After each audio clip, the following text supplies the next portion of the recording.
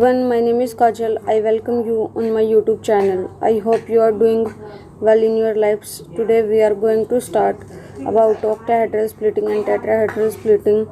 And please like, share and subscribe my video if you like it.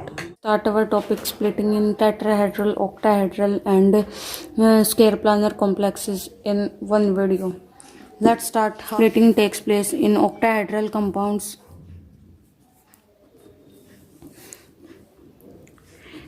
Like to discuss about 5D orbitals like dxy, dyz, dzx, dx square minus y square and dz square. These are the 5D orbitals, and 5D orbitals are degenerate. Degenerate means they are of equal energy. And dyzx, dyx square minus y square, dz square. X and y take one axis x and one axis y, and then the lobes are in between the axis. Lobes are in between the axis for dxy, and same for the three of the cases. All three of the cases, one axis is y and z and one axis is x and z, and lobes are in between the axis. And for dx square minus y square and dz square, the lobes are along the axis, like this is x-axis and this is y-axis.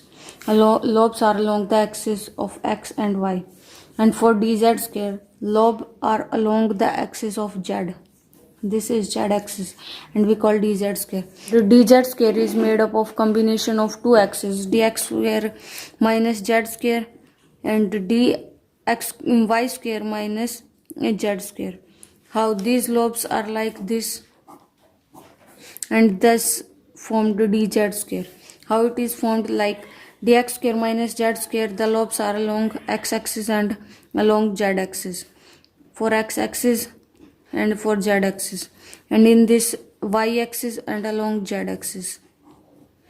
Then both of them have common z-axis. Then we have lobes along the z-axis only, and two donut rings represents the x square and y square. This is the shape of dz square. How it is look like this. There is a donut rings in the dz square.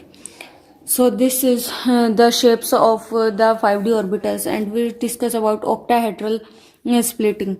Octahedral splitting, for we know that there are 5D orbitals, and the 5D orbitals are degenerates, and the shapes of 5D orbitals we discuss above. For when the ligand approach the 5D orbitals, then their energy increase, because ligands or electric field which causes repulsion in between the d orbitals, and in the orbitals of the ligands, and electrons in the d orbitals are undergoing repulsion, so their energy increase. So this is called ligand field increase energy.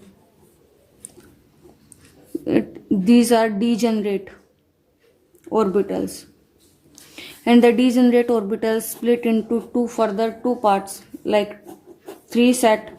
This is called T2G, triply degenerate, and one set is called easy called doubly degenerate. And G means Garrett,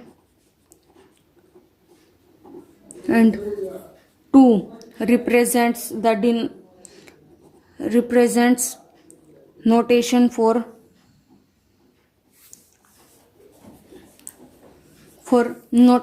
d orbitals. If p orbitals, then it is taken as 1.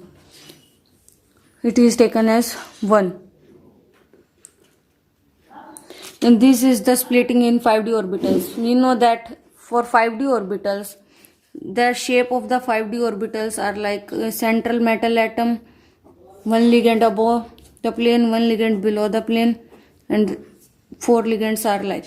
These are the equatorial positions, these are the axial position, and these 4 are equatorial positions. Then how the ligands approach? Ligand approach along axically.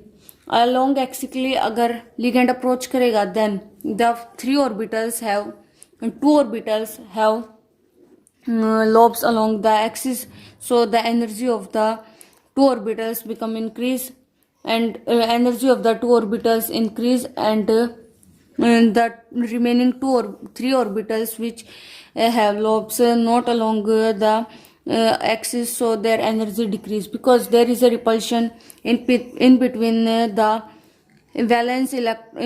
the electrons of the ligand and in between the electrons of the metal, so there cause repulsion, so the energy become increase, and these are easy and we call them doubly degenerate orbitals. And three orbitals whose lobes are present along in between the axis, they does not undergo such more repulsion, so their energy decrease, so these are triply degenerate in octahedral splitting. So ligands approach like this. These are present along the axis like this. These are the axis, and these are present like this. This is x-axis, y-axis, and z-axis. And ligand approach like this. So along the axis present orbitals face more repulsion. So this is our required splitting in octahedral complexes. In tetrahedral complexes,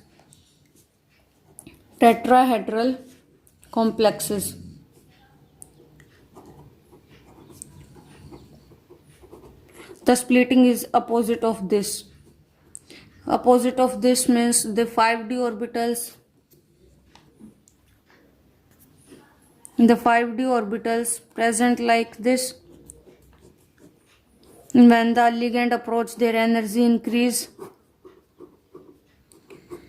and then it split into further two parts. It split into 2 and 3 orbitals like this. We know that there is an energy gap of 10 dq between two orbitals, between two set of orbitals, and there is no, this is the center, and this is known as the barycenter. The energy for lower orbitals in tetrahedral splitting is about 0.4 dq, and for above 0.6 dq, 0.4 dq or 0.6 dq. This is like, and the name of these orbitals are dx square minus y square, and this is dz square, and this is dxy, dyz, and dzx. And this is the tetrahedral complex splitting. We know that the shape of the tetrahedral is like that: one bond above, three bonds downward. Then this is the shape of the tetrahedral. If the central metal atom, then if we take the example of approaching ligand, then these are the axes: x-axis, y-axis, and z-axis. Then there is no ligand present along the axis. There is no ligand present along the axis. So then it approach in between the axis, and the ligands which have lobes, the orbitals which have lobes in between the axis face more repulsion, so the energy of three orbitals is increased, and these orbitals are dxy, dyz, and dzx, which have lobes in between the axis. So this is the tetrahedral complex splitting. Now, Audio Jungle.